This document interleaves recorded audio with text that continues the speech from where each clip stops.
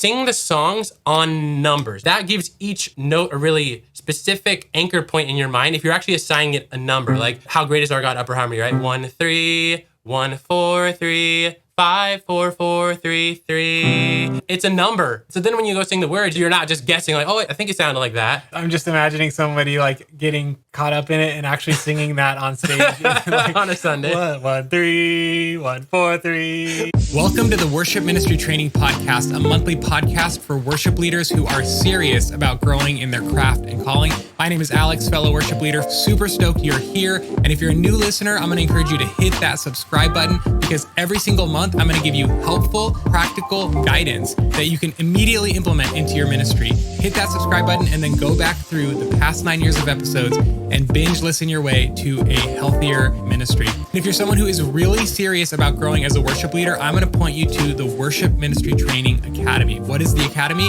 It's an online training platform that will give you everything you need to build a thriving worship ministry. You'll get 10 in-depth courses on topics like set building, team building, musical excellence, vocal technique, and more. You'll get live monthly training workshops on topics that are relevant to you. You'll get exclusive expert interviews with some of the best worship leaders in the world.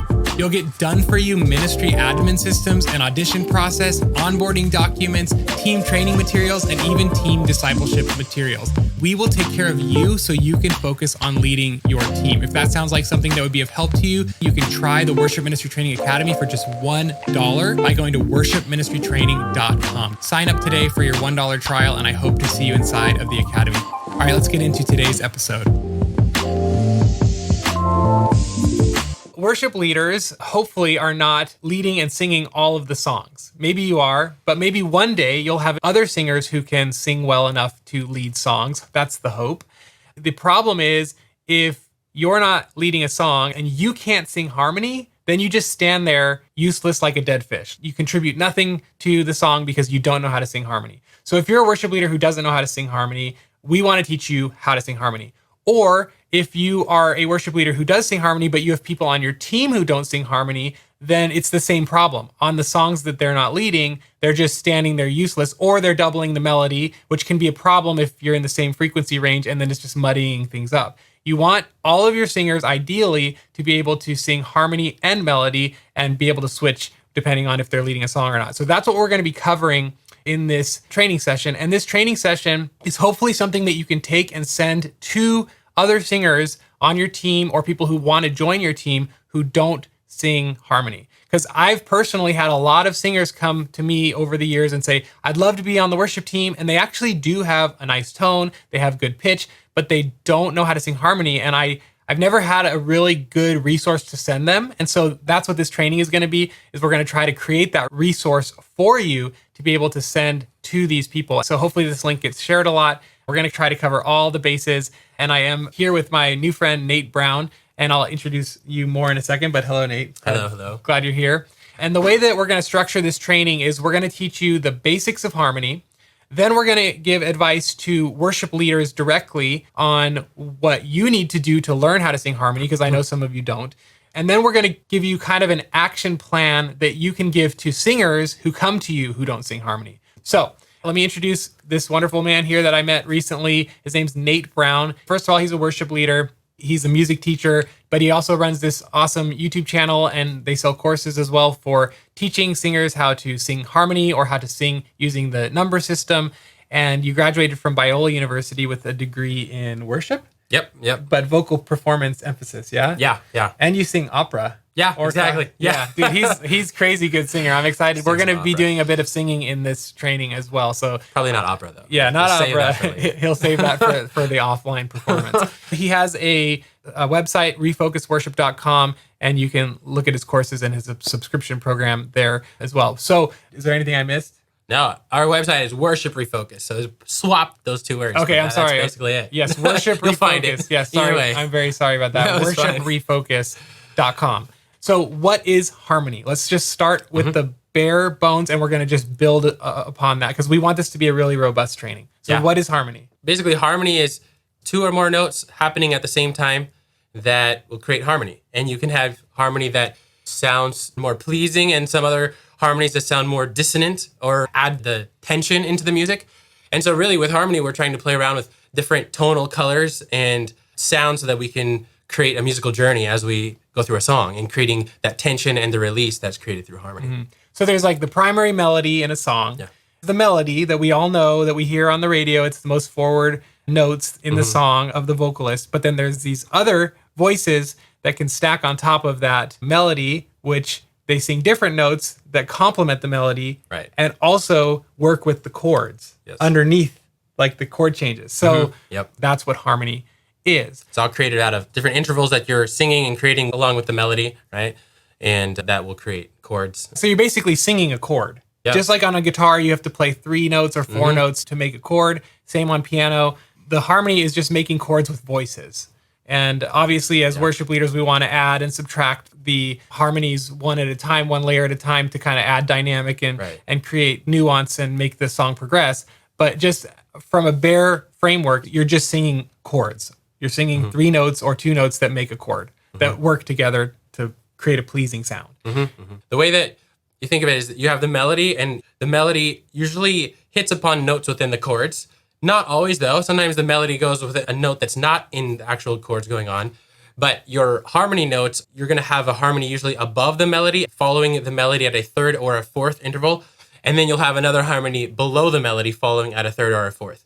And depending on how you stack it, often lots of Vine tutorials have upper harmony, lower harmony. It all kind of depends on what range the melody is in. Like I'm a tenor, so oftentimes I'm singing the tenor range in the melody.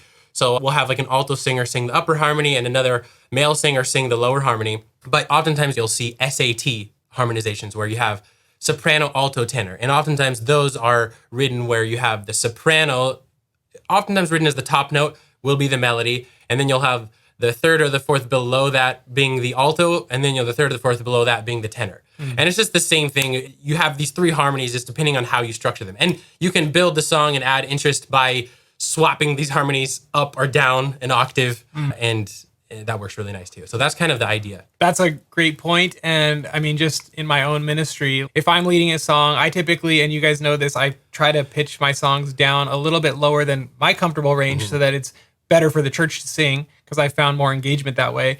So if I'm singing low as a man, then usually if I have 3 other singers, I'm going to have someone above me on the 3rd. Yeah. And then someone above that on the 4th.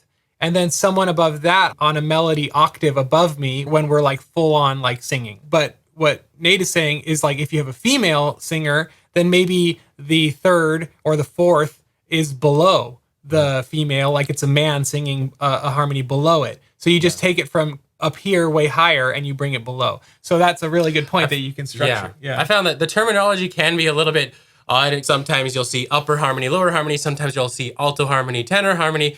But basically, it's pretty much all the same thing. If your melody we're on a C major chord, and your melody is on an E, then your lower harmony would be C, and your upper harmony would be G, creating a C major chord, right?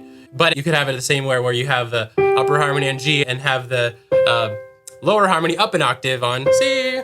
You can arrange it however you like. I'd love to actually give some examples. So we haven't practiced at all, so we'll just see how this goes. But like, I want you guys to hear how the melody is going to stay the same, and I'll try to sing harmony to him. I don't even know which song we're going to do yet. But then what I want to do is I actually want to change the chords underneath the melody, and then you'll hear how my harmony also has to change. Because the harmony isn't just following the melody, it's also following the chords underneath the melody. And it has to match those as well as the melody. So let's do gratitude, because I think there's some chords we could swap out there. Because I want them to hear how when you change the chords of the song, the harmony is also going to change.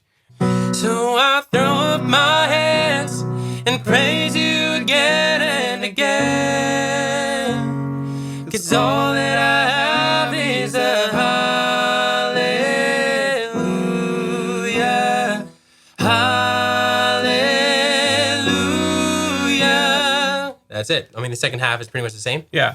So can we maybe show them on the keyboard? I have a different camera angle. Yes. Can we show them the melody and the harmony working together? Yes. The melody is, so I throw up my hands, which I like to talk on things in numbers, so I'm just going to start out with that. The way the numbers work is that we assign a number to every single scale degree in the major scale. So we're in the key of B major right now. I'll switch to C. Okay, this is gonna be much better. So I throw up my hands. So we're gonna go 1, 2, 3, 4, 5, 6, 7, 8. And 8 and 1 are the same, so we can do 1. And so the melody on number, so you guys can see it, is so I throw up my hands. 1, 2, 2, 3, 3, 3. And in a C major chord, we have a C major chord. We're on the 1 of that. And so what Alex was singing is he was singing the lower harmony and he was starting on a G below. And he was going, so I throw up my hands. And so what's happening there is we're starting out on that. So he's singing a 4th below me in this case. And then we're going, so I throw up my hands. So I'm starting on a 1, and he's starting on a 5. If we had an upper harmony, we'd have them start on the 3 and go, so I throw up my hands. And we'd have a full-on 3-part chord. Yeah, you guys can sing it at home. That would be awesome. Yeah. There's a tutorial that I have for this one that has all the parts. You can always try it. Do you want to try the harmony change? Yeah, so I want to show you guys now, if we change the chords, my notes now have to change, and he can also demonstrate that on the keys. Because we want your singers to understand, as you send this video to them, is that they're not just following your melody. Because one of the problems that we hear as worship leaders, and we're going to do a demonstration with How Great Is Our God, a lot of the singers, they'll find this interval and they'll think that they just keep following that interval. But actually, on certain chords, you actually have to change the separation of the notes of the interval. We'll demonstrate that with How Great Is Our God in just a second. Let's do different chords for gratitude, and you'll see how my harmony has to change. I've never done this before. So. I'm actually really curious if you're gonna find it, because this is a tricky one. This is a tricky one. So I throw up my hands and praise you again and again. Yeah. 'Cause all that I have is a hallelujah.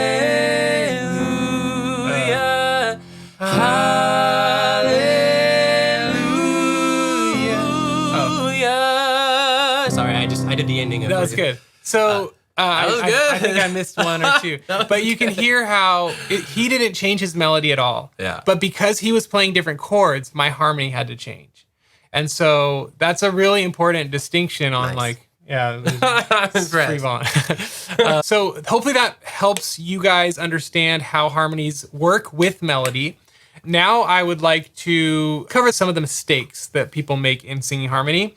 The first one that I want to cover, and then I want to hear a few of others, is a lot of times when I'm teaching singers harmony, I told you they get comfortable with the interval changes and they think that if they always follow those separation of notes, like for example, like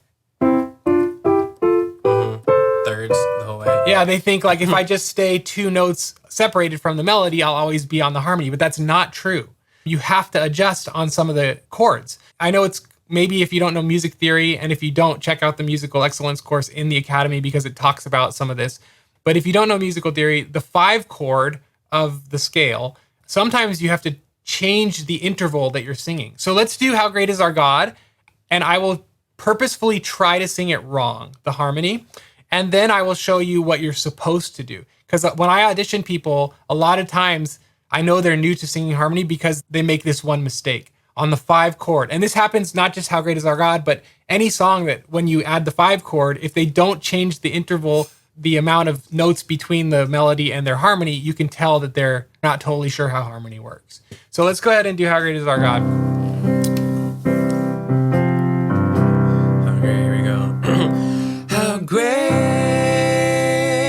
is our God? Sing with me, how great is our God? And all will see how great is our God. So the harmony is, how great is our God? Sing with me, how great is our God? All will see how great is our God. That's correct. But now I'll try to show you where people mess up. Do you maybe want to demonstrate that a little bit on the piano? The melody is 5-1, 5-2-1. And so upper harmony, which Alex was singing, is 1-3, 1-4-3, 5-4-4-3-3, 1-4-3, 1-5-4-4-3-4. And then there's where he wanted to go wrong. 1-4. that would have created, if you sing the 4 again on top of the 5 chord, it creates what we call a dominant 7, which is you're making the G a G7 chord, which in worship music doesn't sound so pleasing. So in that case, you want to make sure you're going all the way up to the 5 in this case. 2, 5, 1, 1, 3, how great is our God. Yeah. So again, you can hopefully get the idea that harmonies follow melody plus chordal structure underneath, and you need to not just get comfortable with the interval. Now, I'm going to jump ahead for a second because it is important to say that learning how to hear harmony is kind of like learning a language. You start to listen and get familiar with patterns, and you start to recognize those patterns across multiple songs, and you realize, oh, it always kind of does the same thing. And just like learning a language is hard, eventually you become fluent in that language because you start to really understand how the patterns work, and you are able to apply those patterns in different contexts. And that's exactly how it is to learn harmony. So let's go back now and talk about the mistakes that people make in singing harmony. Besides the one that I shared about the 5 chord, are there other mistakes that you hear singers make? Yeah, the basic one is just knowing your starting pitch. Oftentimes they'll have a challenge with finding their first note. And that can be hard when you're in a new section to know what your starting pitch is. So that's one mistake that is common. And the way to fix that, I think, is to know what note you're starting in the chord, have that kind of locked in your mind, and know what number the note is that you're starting on so that you can have a good frame of reference. The other thing is when you're jumping between sections of a song, so if you're going from maybe a pre-chorus to a chorus or whatever, that transition can be hard to find oftentimes because sometimes the harmony will end on one note and then you have to hop to another note. And that transition is hard. So usually you really have to drill and practice those transition points to know what you're doing so that you're not just guessing things and you know how to handle it. Yeah. So then how do they figure out where the notes start? Like, what advice do you have? Obviously, it's helpful to know what harmony you're going for. If you're going to go in for the upper harmony, the lower harmony, to map it out in your mind. But then to know what chord is happening at that time and to know which number you are starting on. Mm-hmm. So I always work on the scale degrees. And so if you're on that 1 chord and how great, 5, 1, you know that your upper harmony is 1, 3. And so you know that you need to start on a 1. So you're just hearing how. You're trying to hear that first note. Yeah, and you almost want to hear it in your head before you open your mouth. Oh, yeah. Yeah. Definitely. That's super important. And so much of music, guys, is visualizing in advance. And I mean, that's what great athletes do is they visualize. Yeah. I actually was just training a percussionist on my team, and I threw him into the pre-service rehearsal, and he had never played with the band or the click or the ears or anything. And so he was feeling a bit overwhelmed, and he was forgetting what he was supposed to do in which section of the song. And I told him afterwards, I said, hey, the most important thing you can do is not just do what you're supposed to do right now, but think to the next section of the song what you're supposed to do. So while you're performing what you're currently supposed to be doing, think ahead to the next section of the song and think about what you're supposed to be doing then. And then when you get to that section, think about what you're supposed to be doing then as well. So the same thing can be true for harmony, which is to think ahead. You're singing your current note, you're locked into that interval and you feel comfortable, but now start thinking about the chorus and think, what's my first note? What's my first note? And this can all feel overwhelming at first, but eventually with time, that's why we tell all of our worship band members to practice, so that it becomes muscle memory, so that you're not on stage trying to worship God, trying to lead the church, and trying to remember your note. And of course, sometimes you have to do all that, but the more you practice, the more natural it becomes. It's muscle memory. So thinking ahead is important. Is there any other advice for how to know which note to sing? Like you talked about, like in the verse, you're going to end on this note and then you're going to jump to a different note for the chorus. How can you know where you're supposed to be?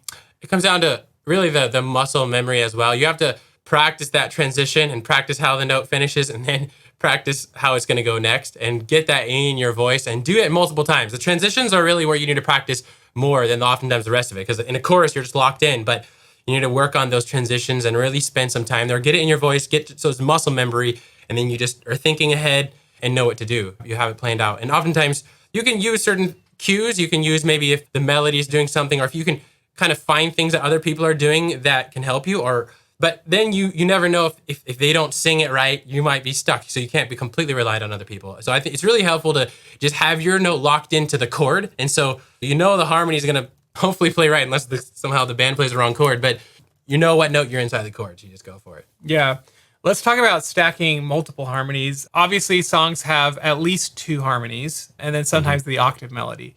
We don't need to talk about the octave melody because that's pretty easy. Yeah. And by the way, guys, in the musical excellence course, there is a whole lesson about how to arrange your vocals for worship. So like when to bring in the first harmony, when to bring in the second harmony, when to add that top melody. And so check out the lesson in the musical excellence course about arranging vocals for worship. But let's just talk about the technicalities of finding the notes. So we've talked about how to find the first 2 most natural notes, because the way that I think about it is there's the melody and then there's the harmony that's closest to it. And then there's the harmony that's technically further away. You call it the third and the fourth, right? No, you'd be on the third, and then it would be, if you're going up, it'd be a fifth. Fifth, okay. You know, it's the third or the fourth is depending on, this is actually important. The closest harmony is going to always be at an interval of a third or a fourth, right? Depending on the chord. Oh. Because if the chord is a C major chord, and we got a C and then an E, but let's say we're an F chord, right? If the chord is an F chord, you're not going to be singing a third above, you're going to be singing a fourth above. Okay. And so then your next harmony is a sixth above. Okay. But if you think of it like stacking this way, like melody, tenor, alto, or something like this, then you're going up. But you can also think of fourth above in this case, instead of sixth above, you can also think of third below. Okay. So it's always thirds or fourths away from the melody in that sense, up or down. That makes a lot of sense. You know? So what Nate's saying is you have the melody, and then the first harmony above that melody is always going to be a third above or a fourth above in terms of the depending scale. on the melody, depending on the chords. Exactly. Okay, so that's what you meant by third and fourth. Yeah, So with that said, there's the melody, then there's the third or the fourth above note, and then there's the fifth or the sixth above note, which is furthest away from the melody in terms of the scale. Now, one thing that I like to tell the vocalists on my team is if I'm going to stack the melody in the harmonies, I want to start with the melody, then I want to add the harmony that's closer to the melody, and then I want to add the furthest away harmony. Because it just sounds really weird when there's this huge separation between the melody and the furthest away harmony, unless you drop that harmony below the melody, then it's actually the closest to the melody. Yeah, then I'm going to disagree with you a little bit. Go ahead. Because, don't disagree with you. No, I think fine. that works well, but sometimes I would actually purposefully have a further away harmony if you want to build the song a little more. Let's say the song wants to get more energy and that person singing close to you, it's not energetic enough. Or if the ranges are too low. If you're a guy singing down here, if you're sing a third away from me. If we sing all in this range, it sometimes sounds too muddy. And I don't like that sound. So I'm going to have you sing, So that's one consideration. The ranges you're singing in and how energetic, what energy you want to build into the song. Sometimes further away harmonies work. And then the other thing is, if the harmony closest is mainly going in fourths intervals because of the chords, it sometimes doesn't sound so good to have a harmony that's moving in fourths a lot. It sounds better to have a harmony that's moving in sixths more. So for example, actually, we can look at I Surrender All, if that's okay. Sure. All to Jesus I surrender. That's our melody. So the closest harmony above, the melody's on a 3, the closest above would be a 5. It'd be all to Jesus I surrender. Lovely. So that actually sounds really nice, what Alex, you're singing. And you were singing the further away one, right? You were going, all to Jesus I surrender. And now sing, all to Jesus. Sing that one.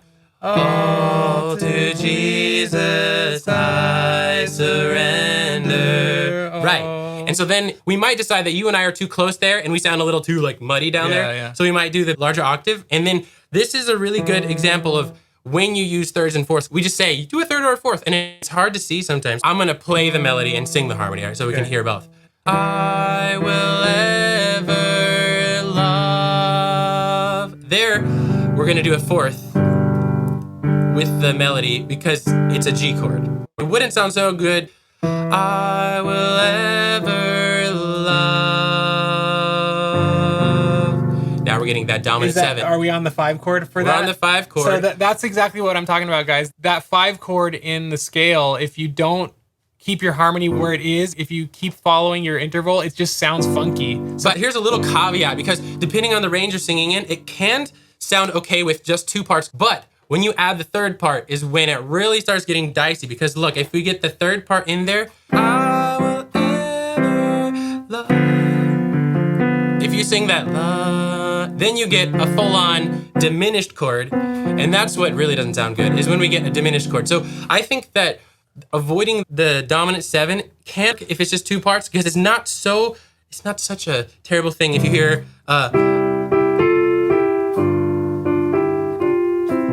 it's okay, like it kind of works. But if you hear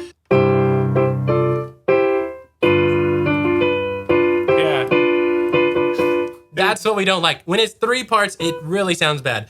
So sometimes that's where you have to modify. Then, so instead of going, I will ever love, that's our bad note. So we go, I will ever love and so trust him. You keep it where it was. It makes the harmony kind of boring because it's not following the melody the same, because your ear wants to always follow the melody.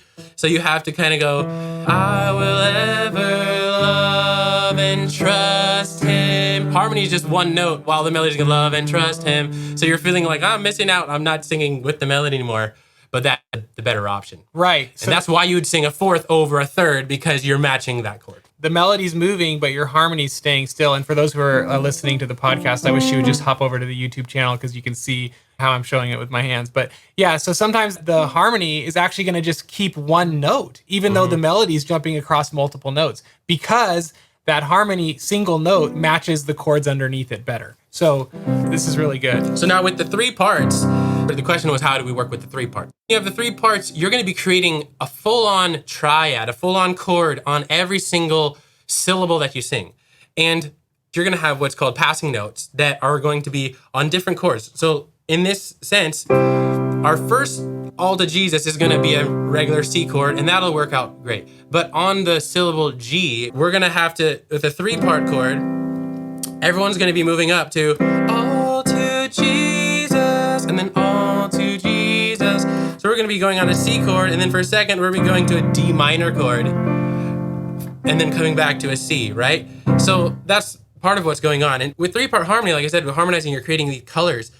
Your job is to try to figure out what chord is going to sound the best there, you know? It might be, you don't want to do something like that. Oh, no. That doesn't sound so nice. So go, I will ever, instead, I will ever. So what I like to do when you're in 3-part harmony, to figure out what passing notes to sing on, because as a singer, you're singing through these passing notes. And my advice is that you should always, when you're doing passing notes, try to avoid singing the 7th scale degree and the 4th scale degree in general. So you're going to be, you know, I will ever, da-da, 5, 6, 1, 6, 5. Don't go 5, 6, 7, 6, 5. Avoid 7, because 7 is usually that where you're going to create a dominant 7. Or the 5, 3, 2, 1, 2, 3, 5, da-da-da. Avoid 5, 4.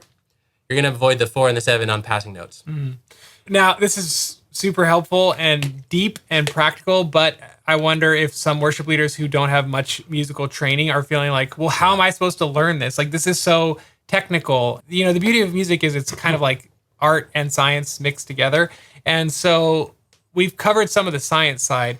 Let's talk, like, how can a worship leader who maybe doesn't have a ton of technical training, how can they learn to hear harmony? First, we're going to talk about what a worship leader can do to begin to learn harmony in a non-technical sense. And then we're going to share a little bit of an action plan that you can give to singers on your team who don't hear harmony. And there might be some overlap between those two groups. Yeah. But yeah, how can a worship leader begin to hear harmony and start taking steps to sing harmony so he's not just always like standing there while the other singers lead songs? Yeah. Earlier you said it's a matter of like practicing. And whenever you're learning harmony, it's just a matter of practicing it. So the things that I would practice is I would learn the harmony parts to these worship songs, like intentionally. Don't just learn the melody, but actually try to learn the harmony part. And so either listen to the song and really try to pick out those harmony parts in the background. That works really well. But sometimes if you're not really used to singing harmonies, that can be a challenge because sometimes they're buried in the mix and they're hard to hear.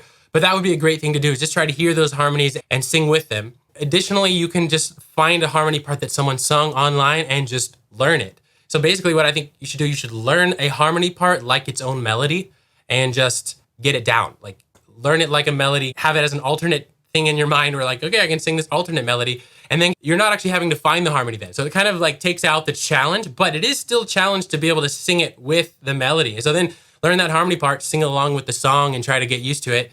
And as worship leaders, I think it's really helpful for us to know like our singers' parts as much as possible so we can help them. Mm-hmm. So really like, I challenge you to just learn all the harmony parts to the chorus and the bridges, especially, get those parts down so that you know what they are and you can sing them for your singers. You can sing them for yourself. You can get better at it. So, yeah, that's really good. I think it can feel overwhelming, but as you guys know in the academy, I always tell you, just do the work once and then you have it forever. So you can apply this to learning songs. So yeah, you're like, geez, Alex, I have to learn the harmony for 3 songs this week. Yes, you do one time. You learn it one time and now it's in your tool belt forever and you don't have to relearn those. And eventually, if you do 1 or 2 songs per week, you're going to be through your whole catalog and you're going to know all the harmonies pretty well and you don't have to keep relearning them. Now, if you introduce like 3 songs a week, which I don't recommend, then yeah, you're going to have to keep learning harmonies every week. But just put in a little bit of extra work each week to learn the harmony parts so that you can, yes, help your vocalists or sing harmony when they're leading songs. I love the idea of going on YouTube, which obviously Nate's channel, he teaches harmony parts. So check that out. And I think you even have like a subscription service where you're doing even more of that. Yeah, underneath all the videos that are harmony, you can get the isolated parts. If you're having a hard time, I try to bring out the harmonies, so you can just use that. But I try to bring out you have the isolated parts in the description. You can grab those and just hear them. Yeah. With them. And I mean, like the poor man's version of that, and this is what I tell the singers who come to me, I say, go put your like a good pair of headphones on, listen to your favorite worship songs, and only listen to the harmony parts. And just over and over listen to those, because just like I said earlier, it's a pattern. And once you understand how the pattern works, you're able to apply it across any song. And so I always tell people, like, yeah, you could get isolated tracks, which are great, but even if you just start to listen for the harmony with good headphones, like you'll start to hear like the patterns between all the different songs. Yeah. There's some really great questions coming in, you guys, and I want to answer them, and we will answer them in our Q&A at the end. So let's give the worship leaders an action plan to give to a singer on their team who can't sing harmony. Because there are a lot of singers with really good tone, really good pitch, but they don't hear harmony at all. So help the worship leader now equip their people. What should they tell that person to do? So first thing I would suggest is you have to learn the harmony parts, similar thing, like actually just learn a harmony part like a melody. Have them do that as well for many songs, because that'll build up. But for anyone trying to harmonize, you need to develop your ear and do ear training exercises. So singing on numbers would be a great thing to do. Learn those exercises. Some of the exercises I like are doing 1, 1, 2, 1, 1, 2, 3, 2, 1, 1, 2, 3, 4, 3, 2, 1. Singing this all the way up and down. We have this in our harmony challenge. You can like figure out that. But sing on numbers. The other thing is learning intervals, so you really can distinguish how the 3rd and 4th sound. That's something that your mind and ear needs to get used to. So hold any pitch that works in your range, and then just go like 1, 2, 3. And if you're not sure it's right, then check it, right? 3, 4, 5, 6, 7, 8. And then jump around 5, 6, 5, 3, 4, 2. Right? Just jump around, try to like tell yourself where you're gonna jump, and then see if you match it, and do that, and just do that a bunch. Do that every day. Try a different note so that you're like a different place in your voice, and just do ear training stuff. Get used to intervals. Do it backwards, 1, 7, 6, 5, 4, 3, 2, 1. You can go 1, 2, 1, 3, 1, 4. Just kind of walk up. Walk backwards, 8, 7, 8, 6, 8, 5, do different interval training like this. Sing the songs on numbers. Now, this is a little bit challenging because you have to kind of know how the numbers work. You have to know how to read the notes a little bit. But that gives each like note a really specific anchor point in your mind. If you're actually assigning it a number, like you're going, how great is our God upper harmony, right? 1, 3, 1, 4, 3, 5, 4, 4, 3, 3. And it's a number. So then when you go sing the words, you're like imagining numbers. And so you're not just guessing like, oh, I think it sounded like that. I'm just imagining somebody like getting caught up in it and actually singing that on stage. Like, on a Sunday. 1, 1, 3, 1, 4, 3. Yeah. 5, 4, 4, 3, 3. Yeah. If you're, a choir background, you can use solfege too. Or if you're from a country that uses solfege a lot, do, mi, do, fa, mi, sol, fa, mi, mi.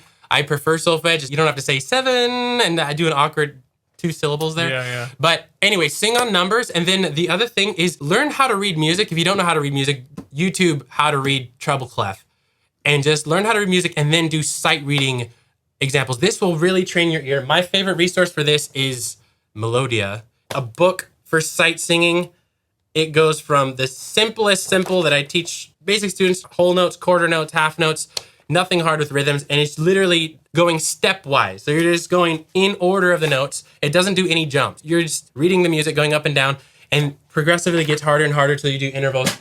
And then sight read hymns. If you grab a hymnal and just, once you get good enough to start just sight reading hymns, this is the best way to just get better at your ear training, because harmonizing is all ear training. Sight reading, ear training, transcribing, which is what you're doing when you're listening to a song and trying to find out the part. It's all developing your ear. So those three things, transcribing stuff, listening to stuff and figuring it out, reading the music, sight reading, and just playing out ear training exercises.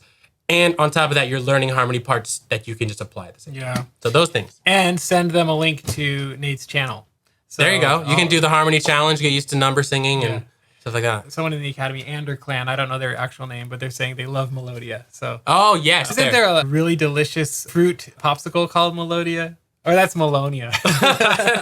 Anyway, do you think there are people out there who cannot hear or ever learn to sing harmony? No. Anyone can learn how to sing harmony. There's going to be people whose sense of pitch is weaker and people whose sense of pitch is stronger. And so the people whose sense of pitch is weaker, they're going to have to just get stronger at matching notes and sticking with the melody and making sure that you're matching strong with the piano. Play your piano note, make sure you're matching with it. But over time, you can develop that. It's something that you can train. You can train your ear. We all have to train. Unless we have perfect pitch, we all have to train our sense of pitch and ear training. So it's always just on a spectrum, and we're all at some place. That never means where you're going to end up. You can always improve. That gives hope to everybody. Yeah. Okay, so before we jump into our Academy Q&A, 2 questions. One, any last thoughts or tips or important things that you feel like we didn't cover in this harmony training? And then guys, get your questions ready for our Q&A as well. But any last tips there? Phrasing. I think the most important for harmony singers is not only just getting down your notes, because that's what we've been talking about. How do we find our note? What is even more important than that is phrasing the words the same way that whoever's leading the song is phrasing it. I want to give you just a really quick example, because if you're singing Goodness of God and you're going, all my life you have been faithful, and you're really set on singing that last note correctly, you're not phrasing it correctly now, because it needs to be, all my life you have been faithful. And so really watch out your phrasing, because sometimes we can get used to like trying to think about our part and we're not matching how we're saying the words. And it's way more important that we're phrasing the words correctly, even as we're singing unison together. You might want to first with your singers, just everyone sing unison and get it locked down. Like, this is how we're singing it. These are the rhythms, so that when you go to your harmony parts, you're matching that. Yeah, that's so key. I just had a singer that I brought on the team, and she sings perfectly on the right note. But I told her, I want you to pay more attention to your timing and to be more musical and nuanced with the delivery of each note. And she was like, can you explain more? And I was like, I'll explain in person. Yeah, it's a hard concept. But and guys, for Academy students, we have in the Musical Excellence course as well, we talk about exactly what he is sharing, tone and timing. There's a lot of keys to good blending, but the 2 big keys to blending is tone and timing. You want to match the phrasing, when the word starts, when the word stops, the intensity of the roundness of your tone or the harshness of your tone to match the lead vocalist's tone. Yeah. So it's not just about delivering the right number, right? It's about delivering the emotion of the note and the lyric. So that is a great final tip. Where can people get access to your courses or your YouTube stuff? Where can they go? And then we'll jump into our Q&A. YouTube is just Worship Refocus, and lots of our harmony videos in the description. You can find all the links to Harmony Challenge. That's a free thing. You should just try it. Get used to number singing. Otherwise, you can find our courses on worshiprefocus.com, and you should be able to find the courses from there. We also have a vocal technique course if you want to just improve your vocal technique, but harmonizing is there too. So. Well, thank you, Nate. And for Academy students, we're going to jump into our Q&A. For everybody else, join us in the Academy, or I'll see you in the next episode. Thanks for tuning in today. I hope this episode encouraged you, helped you, and pushed you forward in your ministry. If it helped you, can you take a second and help us by sending it to just one person that you think needs to hear this? And if you're feeling extra nice, leave us a nice, shiny 5-star review on Apple Podcasts, or like this video if you're watching it on YouTube. If you want to discuss this episode or ask questions, we do have a free section in our Academy where you can post comments and questions and chat with other worship leaders just like you. and also sample some of our courses. And you can go to worshipministrytraining.com/free to join us inside the free portion of the Academy. If you're looking for more, check out the Full Access Academy. You can get 15 days for just $1 to start and try things out. Again, you can try all of it for 15 days for just $1 by going to worshipministrytraining.com. Hope to see you inside the Academy, or else I'll see you next month for another helpful episode.